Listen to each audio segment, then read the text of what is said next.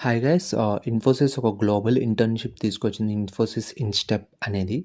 So, ఇందులో మనం ఎలా అప్లై చేసుకోవాలంటే ఫస్ట్ అప్లై నౌ కొట్టి సో, ఒకవేళ మనకి మెయిల్ ఐడీ, పాస్వర్డ్ ఉంటే అకౌంట్ ఉంటే పర్వాలేదు.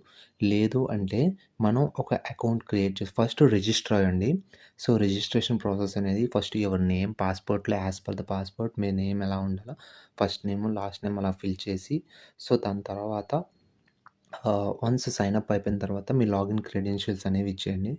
సో, ఆఫ్టర్ లాగిన్ క్రెడెన్షియల్స్ అనేవి ఇచ్చేసిన తర్వాత మీకు ఒక పేజ్ అనేది ఓపెన్ అయితది. మీ పర్సనల్ డీటెయిల్స్ అన్నీ ఇవ్వాలి. సో, నేను ఆల్రెడీ అప్లై చేశాను కాబట్టి సో, నాకు ఇలా అప్లైడ్ అని చూపిస్తుంది. సో, మీరు కూడా అప్లై చేస్తే మీరు అప్లై చేసినప్పుడు పర్సనల్ డీటెయిల్స్ అన్నీ ఇవ్వండి. మీ ప్రొఫెషనల్, ఎడ్యుకేషనల్ డీటెయిల్స్.